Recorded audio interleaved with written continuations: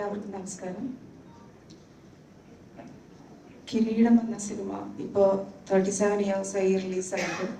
പക്ഷേ ഞാൻ എവിടെ പോവാണെങ്കിലും ഇപ്പോഴും അതിലെ ദേവിയെ പറ്റിയാണ് എപ്പോഴും എന്നോട് ആൾക്കാർ പറയാറ്. അതെനിക്ക് അന്ന് തൊട്ട് ഇന്ന് വരെ അപ്രീസിയേഷൻ കിട്ടിയ ഒരു ക്യാരക്ടറാണ്.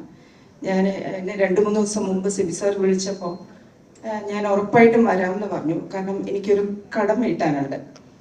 ഞാൻ ഇത്രയും വർഷമായിട്ട് ആരോടും ഞാനൊരു നന്ദി ഇതുവരെയും പറഞ്ഞിട്ടില്ല.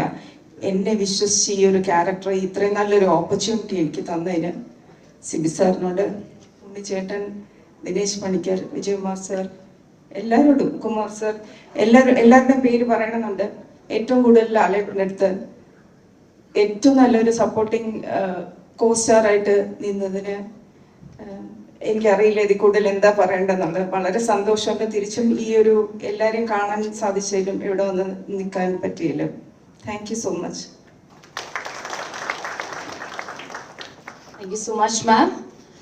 ആൻഡ് യെസ്, കിരീടം എന്ന ഈ ഒരു ചിത്രത്തിനെ കുറിച്ച് പറയുമ്പോൾ, അതിലെ കഥാപാത്രങ്ങളെ കുറിച്ച് പറയുമ്പോൾ എന്നെന്നും നമ്മൾ മനസ്സിൽ ചേർത്ത് വെക്കുന്ന ഒരു കഥാപാത്രം, അല്ലെങ്കിൽ അങ്ങനെ ഒരാള് നമുക്കും ജീവിതത്തിൽ ഉണ്ടായിരുന്നെങ്കിൽ എന്ന് ആഗ്രഹിക്കുന്ന ഒരു കഥാപാത്രം.